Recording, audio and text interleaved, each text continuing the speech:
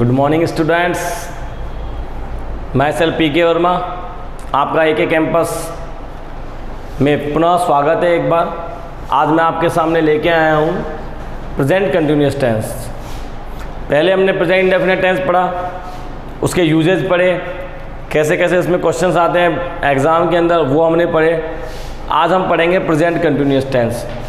देखो, present continuous tense वो tense होता है जिसके अंदर किसी भी कार्य के लगातार जारी रहने के बारे में हमको पता चलता है। जैसे कि मैं पिछले आधे घंटे से आपको पढ़ा रहा हूँ, या आप 1 घंटे से पढ़ रहे हैं, खाना खा रहे हैं, घूम रहे हैं, तो रहा, रही, रहे, ये सब का प्रयोग उसके अंदर होता है। अभी हमको हिंदी पे इतना नहीं जाना। अगर हिंदी से इंग्लिश सीखनी है तो आप इंग्लिश के मेरे जो जनरल वीडियो हैं उनको देखिए अच्छे से। अभी हम बात करते हैं कंपटीशन की। पहले मैंने आपको ये 3 सेंटेंसेस बताए, फॉर्मूले बताए। देखो, इसका अफर्मेटिव सेंटेंस होता है, उसका फॉर्मूला क्या होता है? Subject is MR. ये आपके हो गए हेल्पिंग वर्ब। वर्ब की फोर्थ फॉर्म, वर्ब की फोर्थ फॉर्म का मतलब क्या होता है? वर्ब की फर्स्ट फॉर्म के साथ आई.एन.जी. लगा देना, ये बनता है वर्ब की फोर्थ फॉर्म और ऑब्जेक्ट। ठीक है। नेगेटिव सेंटेंस में हम नॉट लगा देंगे, और इंट्रोगेटिव सेंटेंस में जैसे पहले भी मैंने बताया कि इज एम.आर. हेल्पिंग वर्ब आगे आ जाएगा, और सब्जेक्ट जो है वो पीछे चला जाएगा। तो इस जगह हेल्पिंग वर्ब आ गया, यहाँ सब्जेक्ट चलेगा। इसी तरह से WH वर्ड के साथ करेंगे। हाँ, बी रह गया, तो वर्ब की फोर्थ फॉर्म ये हमारे यहाँ लगेगी इसके अंदर। ठीक है। तो इंट्रोगेटिव सेंटेंस में भी हम ऐसा करेंगे, is MR. Plus subject plus verb की फोर्थ फॉर्म प्लस ऑब्जेक्ट, और WH वर्ड के साथ भी is MR. Plus subject plus verb की फोर्थ फॉर्म प्लस ऑब्जेक्ट। तो नया कुछ नहीं है इसके अंदर। हर सेंटेंस को बनाने का, जो प्रेजेंट टेंस हो, पास्ट टेंस हो या फ्यूचर टेंस हो, यही तरीका होता है। हमेशा सब्जेक्ट और हेल्पिंग वर्ब का इंटरचेंज होता है और वो इंट्रोगेटिव सेंटेंस बन जाता है। अब इंपॉर्टेंट चीज़ क्या है, ये देखिए। इंपॉर्टेंट चीज़ है एग्जाम में जो हमारे लिए आएगा वो है सब्जेक्ट के साथ कौन सी हेल्पिंग वर्ब होगी। तो अपना जो सिंगुलर है, एक वचन, ही, शी, इट, नेम, उसके साथ लगेगा इज, और वी, यू, दे के साथ लगता है आर, लेकिन आई के साथ इसमें लगता है एम। अब देखिए, ये दोनों क्या है? हमारे प्लूरल है, बहुवचन है, और ये हमारा एक वचन है। इन दोनों के साथ क्या लग गया? बहुवचन आर और आई के साथ एम, और इनके साथ क्या लग गया? इज। तो जब हमारे सामने क्वेश्चन आएगा तो उसमें हमको ये हेल्पिंग वर्ब फिल करनी होगी, और उसके बाद मेन वर्ब की फोर्थ फॉर्म। तो फोर्थ फॉर्म हमने देख ही लिया, वर्ब की फर्स्ट फॉर्म के अंदर क्या लगाना है हमको? आई.एन.जी. अब इसे यूजेस देख लेते हैं, कहाँ कहाँ ये टेंस हमारे काम आता है। सबसे पहले इसका उपयोग टेम्परेरी सिचुएशन यानी अस्थायी परिस्थिति, यानी कि वो स्थिति रोजाना ऐसा नहीं होता, कभी कभार ऐसा होता है हमारे साथ, को व्यक्त करने के लिए करते हैं। जैसे कि मैंने एक एग्जाम्पल दिया, I go to school by car but, condition लगा दी, today I am going by bus. अब देखो क्या है, ये प्रेजेंट में लिखा है इंडेफिनिट में, I go to school by car, मैं कार से स्कूल जाता हूँ, यानी ये काम मैं रोज करता हूँ शायद, लेकिन आज मैं बस से जा रहा हूँ। तो आई के साथ एम हेल्पिंग वर्ब हो गया, और वर्ब की चौथी फॉर्म। तो ये कौन सी सिचुएशन है? टेम्परेरी सिचुएशन है। तो जब कभी आपके सामने ऐसा सेंटेंस आ जाए जिसमें इस तरह की सिचुएशन हो, तो आपको क्या ध्यान देना है? आपको ये ध्यान देना है कि मेरा जो क्वेश्चन है वो किस लेवल का होगा। तो देखना है क्या है इसमें 2 सिचुएशन अब देखो, एक अच्छी बात क्या है, इसमें 2 सिचुएशन, जब ऐसा क्वेश्चन आएगा तो 100% सिचुएशन भी आपको 2 दी होगी, क्योंकि एक में वो बताएगा टेम्परेरी, और दूसरे में कोई नया काम आप कर रहे हो वो बताएगा। ठीक है। अब आप दूसरे यूजेस देखते हैं। तो देखिए स्टूडेंट्स, अगला जो यूज है इसका, जब किसी कार्य में झुंझलाहट हो, यानी हम कोई काम कर रहे हैं लेकिन टेंशन, अरे यार क्या है, परेशान कर दिया इसने, अगर हमारे अंदर ऐसी फीलिंग्स आती हैं, यानी उस सेंटेंस के अंदर ऐसी फीलिंग्स हो, तो उस वाक्य में ऑलवेज का उपयोग इस टेंस के साथ किया जाता है। यानी कि जब हम उस झुंझलाहट किसी सेंटेंस में हमारा हो, वाक्य में बोलते वक्त, तो अगर ऑलवेज का उपयोग हो तो प्रेजेंट कंटिन्यूअस के साथ यूज कर सकते हैं। कैसे? Rekha is always talking on the mobile, यानी हमको झुंझलाहट हो रही है, रेखा हमेशा मोबाइल में बात करती रहती है, इसको कोई काम ही नहीं है। तो क्या किया हमने? ऑलवेज के साथ वर्ब की चौथी फॉर्म का प्रयोग किया। इसी तरह से this bike is always troubling me, troubling यानी परेशान करना, कि ये बाइक हमेशा परेशान कर दी, यानी आपको कहीं जल्दी है जाने की, और क्या हुआ, जैसे बाइक स्टार्ट की ढूंढ ढूंढ, और क्या हुआ फिर उसके बाद वो बंद, चल नहीं रही है, तो क्या हुआ, हमको क्या झुंझलाहट हो रही है, परेशानी हो रही है। तो इस प्रकार के वाक्यों में क्या होता है, ऑलवेज के साथ हम क्या करते हैं, वर्ब की चौथी फॉर्म का प्रयोग करते हैं। अगला यूज़ क्या है, कोई भविष्यवाचक शब्द जैसे कि नेक्स्ट, टुमारो, इन शब्द का प्रयोग करते हैं।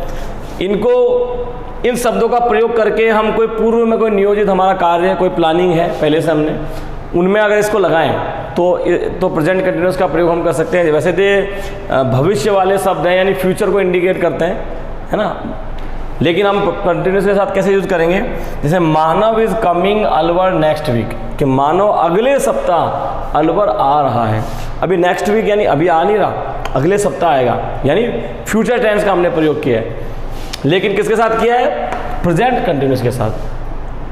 फ्यूचर जो भविष्य को बताने वाले शब्द का प्रयोग किया है, लेकिन किसके साथ किया है, प्रेजेंट कंटिन्यूस के साथ किया। अगला उपयोग है, इसका उपयोग हम उन कार्यों के लिए भी करते हैं जो हमको वर्तमान में चलते हुए नजर आ रहे हैं, यानी अभी तो काम चल रहा है, लेकिन ज़रूरी नहीं है जब मैं बोल रहा हूँ उस वक्त भी वो कार्य कर रहा हूँ। जैसे कि आई एम लर्निंग ड्राइविंग, मैं ड्राइविंग यानी कार चलाना सीख रहा हूँ, तो ज़रूरी नहीं है मैं आपको जब बोल रहा हूँ तो कार चला ही रहा हूँ।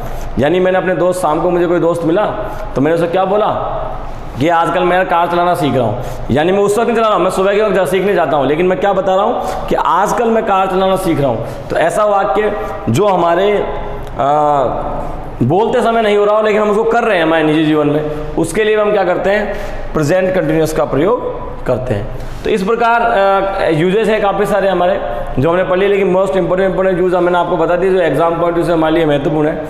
इसके अलावा देखिए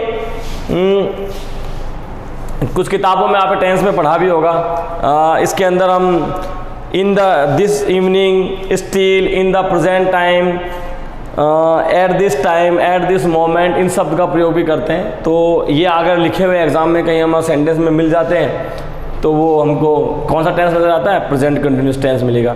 लेकिन आप कंपटीशन में इतने आसानी वाले क्वेश्चन नहीं आते कि eight this moment, eight this time अगर लिखा हुआ आ जाए तो वो तो बहुत क्वेश्चन आसानी से हो जाएगा। पहली बात तो वो बच्चे 9, 10, 11, 12 में भी करते हैं, तो ऐसे क्वेश्चन तो क्यों देंगे कंपटीशन में, क्वेश्चन थोड़ा ऐसे देंगे जिसमें इस तरह के यूजेज हो। तो ये इसीलिए मैंने आपको बोला था कि टेंस आना ज़रूरी है, और हिंदी से इंग्लिश करना और इंग्लिश से हिंदी करना हमारे लिए बहुत ज़रूरी है। तो आप मेरे जो जनरल इंग्लिश के वीडियो वो भी देखिए साथ साथ में, उससे आपको क्या होगा, डिटेल में इंग्लिश समझ में आ जाएगी। फिर जब आप इन क्वेश्चंस को करेंगे तो आपको बहुत आसानी होगी। ठीक है, अब हम अगला पढ़ते हैं। हाँ स्टूडेंट्स देखिए, कुछ एग्जांपल्स मैंने दिए हैं जो अभी अपने रूल्स किए हैं उनके अकॉर्डिंग जो यूजेस पढ़े थे। जैसे एक क्वेश्चन मैंने दिया है, the education minister this place next week. 4 option है, visit, is visiting, are visiting, am visiting. अब देखिए कोई भी क्वेश्चन जो हमारे सामने आता है तो सबसे पहले क्या कीजिएगा, सबसे पहले उसमें से कोई भी रॉन्ग जो आंसर है वो आप हटाइए। अब देखिए इसमें रॉन्ग आंसर क्या है, सबसे पहले इसका टेंस पहचानो। टेंस क्योंकि देखो अभी तो आपके सामने मैंने क्वेश्चन किया भी पढ़ाए हैं, लेकिन एग्जाम में थोड़ा ना होगा कि ये प्रेजेंट कंटिन्यूस का, ये पास्ट का भी हो सकता है, फ्यूचर का भी हो सकता है। तो हम पता कैसे करें, तो सबसे पहले क्या करना है, सबसे पहले हमको टेंस पता करना है। अब टेंस का पता कैसे चलेगा कि या हमने थोड़ी देर पहले पढ़ा था कि कोई भी भविष्य सूचक शब्द नेक्स्ट, टुमारो, इनका प्रयोग भी हम करते हैं किसको बताने के लिए, पहले से कोई हमने अगर योजना बना रखी उसको बताने के लिए कि the education minister this place next week, यानी कि अगले सप्ताह यहाँ एजुकेशन मिनिस्टर आ रहे हैं। तो उसके लिए क्या हेल्पिंग वर्ब होगी, कौन टेंस होगा हमारा, प्रेजेंट कंटिन्यूस। प्रेजेंट कंटिन्यूस के लिए कौन सी हेल्पिंग वर्ब आएगी, ओ। ये इसका रॉन्ग आंसर है, लेकिन हमारे ये तीनों के तीनों प्रेजेंट कंटिन्यूस के ही हैं। अब बताइए कौन सा सही होगा इसमें। तो देखिए एजुकेशन मिनिस्टर हमारे क्या है, सिंगुलर है, प्लूरल है। तो हमने पढ़ा था ही, सी, इट, नेम के साथ क्या आता है, इज, और आई के साथ एम, और यू भी दे के साथ आर। तो एजुकेशन मिनिस्टर क्या है, उनका एक पोस्ट का नाम है, तो क्या हो गया वो सिंगुलर। सिंगुलर हो गया तो हमारा आंसर क्या हो जाएगा, इज। तो इज विजिटिंग ये हमारा सही आंसर है, बाकी ये आंसर हमारे गलत हो गए। तो इस तरह से हमको क्वेश्चन को करना है। अगला क्वेश्चन देखिए, आई these 4 points bye Chetan Bhagat. अभी मैंने आपको बताया था रूल के यूजेज के अंदर कि कोई भी चीज़ जो हम कर रहे हैं, है ना, लेकिन ज़रूरी नहीं है हम जब कर रहे हैं तो वो चीज़ जारी रहे हमारी, ठीक है। जैसे I R read, am reading, is reading या हैज़ रीडिंग, यानी मैंने ये 4 पॉइंट चेतन भगत की किताब के द्वारा पढ़े हैं या मैं पढ़ रहा हूँ। तो देखिए मैंने आपको पहले ही बताया था कि जब सेंटेंस ऐसा हो जब हम कर रहे हैं उस वक्त ज़रूरी नहीं वो हो, ठीक है। लेकिन उससे पहले यानी कि मैंने ये 4 पॉइंट पहले पढ़ लिए हैं, अभी तो मैं किसी को बता रहा हूँ कि मैंने ये 4 पॉइंट पढ़े हैं, तो क्या हो जाएगा, आई के साथ फिक्स से अपना इनमें से एम आएगा, एम किसी में नहीं है सिर्फ इसके अंदर है, तो हमारा आंसर ही हो जाएगा आई एम रीडिंग, मैं पढ़ रहा हूँ दीज 4 पॉइंट्स, ये 4 पॉइंट्स बाय चेतन भगत, यानी कि मैंने ये जो 4 पॉइंट जो तुमको बताए हैं अभी बातों बात कहाँ से पढ़े हैं, चेतन भगत की बुक से पढ़े हैं, यानी मैं वहाँ से पढ़ रहा हूँ, अभी नहीं पढ़ रहा हूँ, लेकिन इन दिनों मैं चेतन भगत की किताब पढ़ रहा हूँ, कहने का मतलब ये है।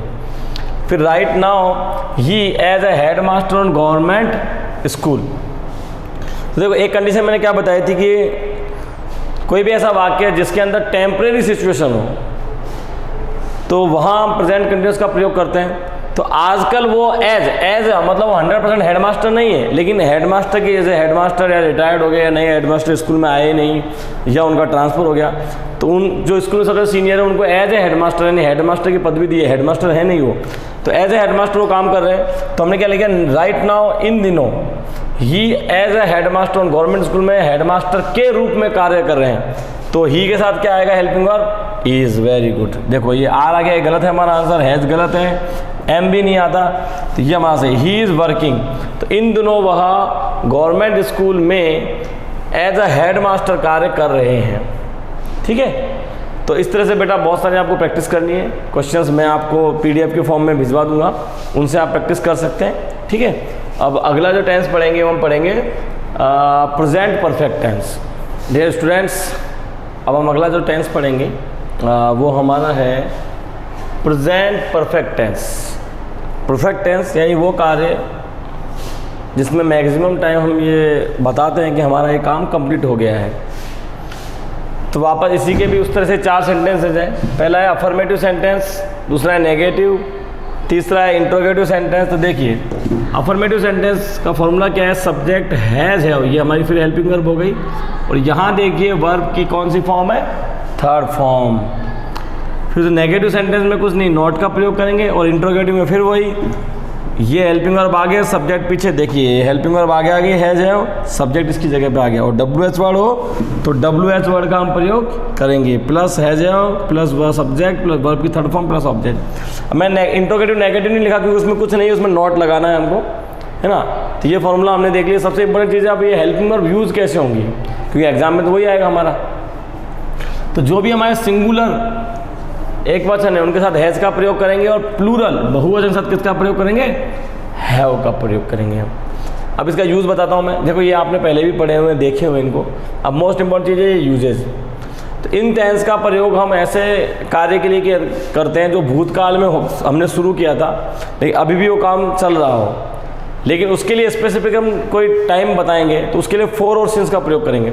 अब आप सोचोगे सर फोर और सिंस का प्रयोग तो हम परफेक्ट कंटिन्यूस में करते हैं। देखो परफेक्ट कंटिन्यूस में करते हैं ना, वहाँ हम एक बहुत हमारी हेल्पिंग वर्ब जो होती है वो हैज़ बीन का प्रयोग हम उसके अंदर करते हैं, प्लस उसके अंदर जो कार्य है वो कहीं ना कहीं परफेक्ट के और कंटिन्यूस दोनों को शो करता है। यहाँ केवल हम परफेक्ट की बात करते हैं। तो देखिए mister Verma has lived in Alwar since 2012, यानी मिस्टर वर्मा पिछले 2 सालों से अलवर में हैं, यानी वो अभी भी हैं। यहाँ रह रहे हैं ऐसा नहीं होगा, वो हैं, इस शब्द का प्रयोग हम कर रहे हैं। यानी कोई कार्य जो भूतकाल में शुरू हुआ और अभी भी चल रहा हो, यानी उनका रहना, यानी वो 2010 में आए होंगे, 2015 में आए होंगे, लेकिन 2012 में वो आए। Mister Verma has lived in Alwar since 2020, यानी कि वो 2012 से यहाँ रह रहे हैं, यानी 2012 में वो यहाँ आए थे। ऐसे he has worked here for 2 weeks, वो यहाँ 2 हफ्तों के लिए काम कर चुका। अब यहाँ हिंदी अर्थ इसका जो ज़्यादातर वो क्या होता है, वो चुका है, चुकी है, चुके हैं, ये हिंदी अर्थ के अंदर हमेशा आता है। या फिर हिंदी अर्थ के अंदर आता है या है, ई है, ए हैं। हम इसकी हिंदी ऐसे भी कर सकते हैं, mister Verma has lived in Alwar since 2012। Mister Verma 2012 से अलवर में हैं या अलवर में रह चुके हैं या अलवर में रहे हैं तो नहीं आएगा, क्योंकि हम बीन प्लस वर्ब की फोर्थ फॉर्म का प्रयोग नहीं कर रहे हैं। तो इसी तरह से he has worked here for 2 weeks, कहने का मतलब ये है कि ये बता रहे हैं कि पिछले 4 हफ्तों से वो बंदा यहाँ पे काम कर रहा है, यानी कि 4 हफ्ते पहले वो आया था और आज भी वो यहाँ पर ही काम कर रहा है, यानी कि उसका काम खत्म हुआ भी है और अभी चल भी रहा है। ठीक है, अब इसके बाद अब अगले यूजेस हम देखते हैं। तो देखिए बच्चों, पहला एग्जाम्पल हमने देखा, यूज देखा, अब दूसरा यूज देखते हैं इसका। तो इस टेंस का यूज उन कार्यों के लिए किया जाता है जो भूतकाल से शुरू हुआ हो लेकिन उसका असर वर्तमान में भी, यानी कि कोई भी काम जो हमने भूतकाल में किया हो, 2-4 दिन पहले किया हो या भूतकाल में आ लेते हो, पास्ट में किया हो, लेकिन उसका असर अभी भी जारी है। देखो टेंस कौन सा पढ़ रहे हैं अपन, प्रेजेंट टेंस, लेकिन बात क्या करें, अब परफेक्ट का मतलब क्या होता है? परफेक्ट का मतलब होता है वो कोई भी काम तो हमने कर लिया, लेकिन अब कर लिया इसका पास हो गया, लेकिन उसको प्रेजेंट में कैसे लिखा जाता है? तो कुछ ऐसे कार्य जो भूतकाल में खत्म हो गए हो, है ना, यानी पास्ट में हम लोग उसको खत्म कर दिया, लेकिन उसका असर अभी भी है। जैसे कि फॉर एग्जाम्पल देखो, he had cut his finger, यानी क्या है, उसने अपनी अंगुली कटा ली, यानी अंगुली अभी भी कटी हुई है उसकी, ठीक है ना।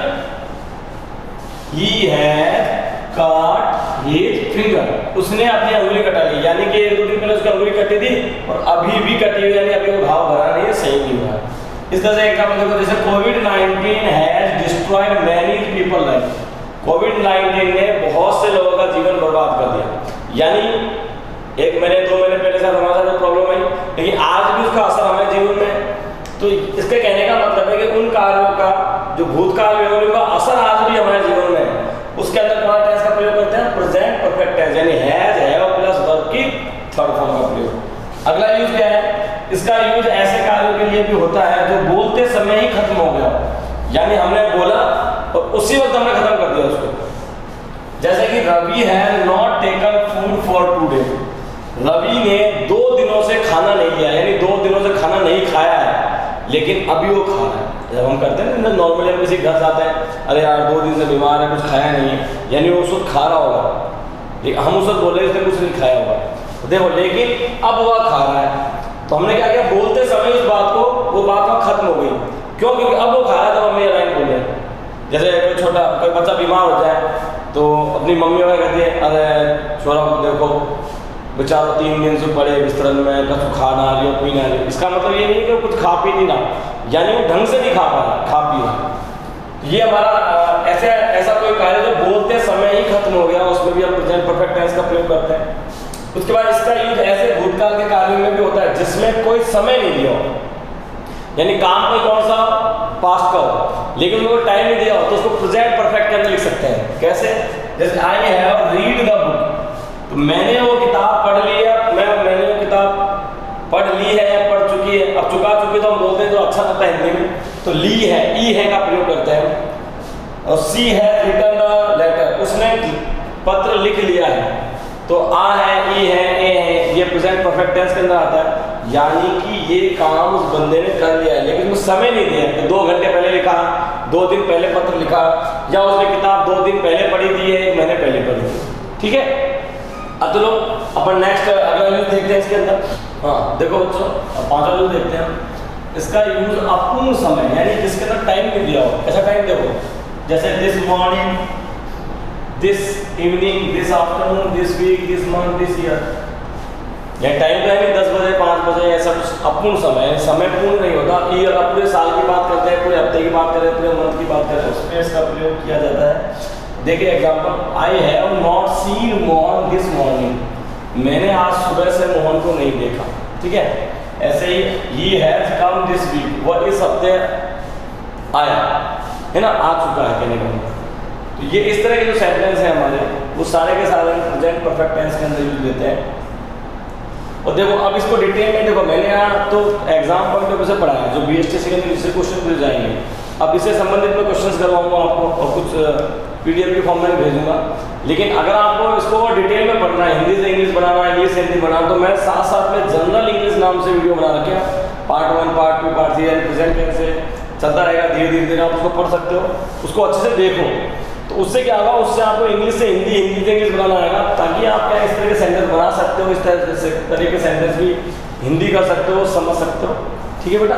नेक्स्ट देखिए बेटा, अपन पढ़ते हैं प्रेजेंट परफेक्ट कंटिन्यूअस टेंस। ये जो टेंस है इसमें दो पार्ट में डिवाइड होता है, एक तो परफेक्ट भी है, दूसरा कंटिन्यूअस दोनों। यानी कि वर्ब की थर्ड फॉर्म यानी कि हैज है हेल्पिंग वर्ब प्लस वर्ब की थर्ड फॉर्म और प्लस वर्ब की फोर्थ फॉर्म। फोर्थ फॉर्म किसके लिए? कंटिन्यूअस के लिए, और थर्ड फॉर्म किसके लिए? परफेक्ट के लिए।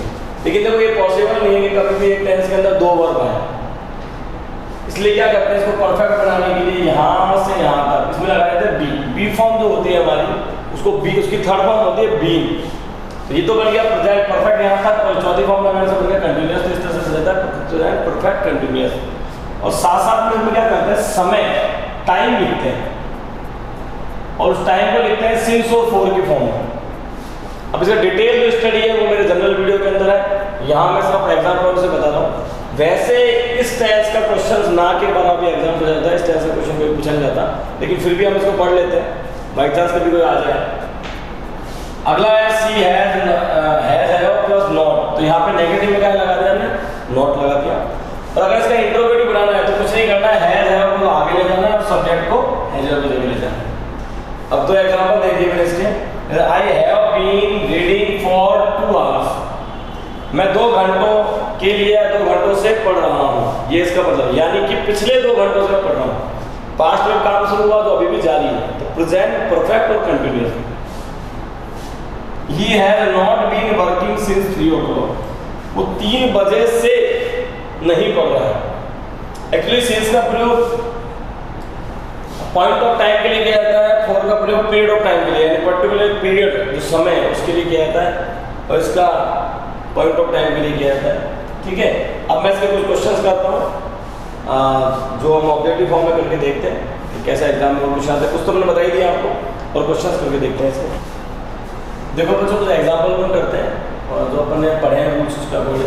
पहला देखिए, एक क्वेश्चन ने लिया, आई फिर filling in the blanks out 4 cups of tea this morning. मैंने आज सुबह 4 कप से ज़्यादा चाय पी ली है, या मैं पी चुका हूँ। यानी कि क्या कहने का मतलब है, अब इसमें देखो 4 ऑप्शन दिए हुए हैं। आप लोगों का कंपटीशन में एक अच्छा फायदा ये है कि आपको ऑप्शन दिए हुए होते हैं। तो have sipped, have sipped, was sipping और सिप्ड। तो देखो यहाँ कंटिन्यूस भी दिया हुआ है, परफेक्ट भी है, और पास्ट इंडेफिनिट भी है। तो कौन सा टेंस हमारा इसमें से होता है? सबसे पहले तो चेक करो। चेक करने के लिए देखो कि इसमें क्या लिखा हुआ है। तो देखो हमने अभी थोड़ा देर पढ़ा था कि अपूर्ण समय, यानी समय नहीं दिया हुआ, दिस मॉर्निंग दिया हुआ इसके अंदर ना, उससे पता चलता है कि प्रेजेंट परफेक्ट हो सकता है। ठीक है। अब प्रेजेंट परफेक्ट कौन सा है? ये दोनों का है नहीं, ये तो पास्ट इंडेफिनिट का खत्म, कंटिन्यूस आपको इसमें नजर नहीं आ रहा, ये भी खत्म हो गया। अभी 2 बचे। अभी 2 में देखो आई के साथ कौन से हेल्पिंग वर्ब लगेगी? आई के साथ लगता है और वर्ब की थर्ड फॉर्म का हमारा आंसर ये वाला है। दूसरा देखो, ये हमारा इंट्रोगेटिव सेंटेंस है। जब भी अगर क्वेश्चन आगे से खाली मिलेगा और उसके बाद सब्जेक्ट होगा, और अगर ये प्रश्न चिन्ह है, इसका मतलब इंट्रोगेटिव सेंटेंस है। तो यू और खाली स्थान फूड आया, अब फिर इसमें दे रखा है have taken, has taken, was taking और आर टेकिंग। ये दोनों कंटिन्यूअस है और ये परफेक्ट है। तो कंटिन्यूअस का तो आपको नजर आ नहीं रहा है इसमें कुछ ऐसा कोई सिम्टम्स, तो ये दोनों आंसर तो हमारे हो गए रॉन्ग। अभी दोनों में से क्या हो सकता है? अब यू के साथ हेल्पिंग वर्ब क्या होती है? हमेशा है, इसलिए हमारा आंसर आएगा हैव टेकन। अभी पता कैसे चला कि एक परफेक्ट वाला सेंटेंस है? मैंने आपको थोड़ी देर पहले रूल्स जो पढ़ाए थे उसके अंदर मैंने आपको ये बताया था कि अगर कोई समय नहीं दिया गया, नो टाइम, यहाँ पे देखो कोई टाइम नहीं दे रखा कि उसने खाना कितनी बजे लिया था, कितनी देर पहले लिया था। हैव यू टेकन फूड, यानी क्वेश्चन हिंदी क्या होगी? क्या तुमने खाना ले लिया है, खा चुके हो, अब कितनी देर पहले, इसके बारे में कोई बात नहीं है। अगला सेंटेंस देखो, Rohan better for 3 days. Rohan 3 दिनों से बहुत क्या कर रहा है? फील कर रहा है, अच्छा या बुरा। अब फिर इसके अंदर आप देखिए has felt have fed, feed और हैज फीड। अब देखो ये तो वर्ब की फर्स्ट फॉर्म है तो ये तो गलत हो जाएगा, यहाँ हैज के साथ फर्स्ट फॉर्म आए थे तो ये भी हमारा रॉन्ग हो गया। अब इसके अंदर देखिए रॉन एक वचन है इसलिए हैज फीड हमारा आंसर होगा। ये भी हमारा एक नियम है कि वो पिछले 3 दिनों से अच्छा महसूस कर रहा है, यानी वो बीमार था पहले लेकिन अब वो अच्छा महसूस कर रहा है। यानी ये किसके लिए है, ये उस सेंटेंस के लिए जिसमें बोलते वक्त समय नहीं दिया, सॉरी बोलते वक्त ही समय समाप्त हो गया हो। यानी ये जब हमने बोला था 3 दिन बीत चुके थे उसको अच्छा महसूस करते हुए, 3 दिन हो चुके थे बीमार होते हुए, अब वो अच्छा महसूस कर रहा है। ठीक है, इस तरह से और भी मैं क्वेश्चन आपको पीडीएफ के फॉर्म में भेजूंगा, उन क्वेश्चंस को आप कीजिएगा, उससे आपको आइडिया लग जाएगा ये क्वेश्चंस कैसे आएंगे एग्जाम के अंदर। ठीक है, अब अगला टेंस हम पढ़ेंगे पास्ट टेंस। ठीक है, तो बेटा एक चीज़ बताता हूँ मैं, देखो मेरे पढ़ाने से कुछ नहीं होगा जब तक आप खुद प्रैक्टिस नहीं करेंगे। ये रूल्स रेगुलेशन मैंने आपको बताया, अब मैं आपको ऐसे बहुत से क्वेश्चन भेजूंगा पीडीएफ के फॉर्म में, जब तक आप उन क्वेश्चंस को सॉल्व नहीं करेंगे तब तक कुछ नहीं होगा। और आप इन रूल्स को जैसे मैंने बताया उनको लिखिए कॉपी में, वीडियो को बार बार देखिए, उसको समझने की कोशिश कीजिए, और प्रॉब्लम आती है तो आप हमसे बात कर सकते हैं। Thank you very much.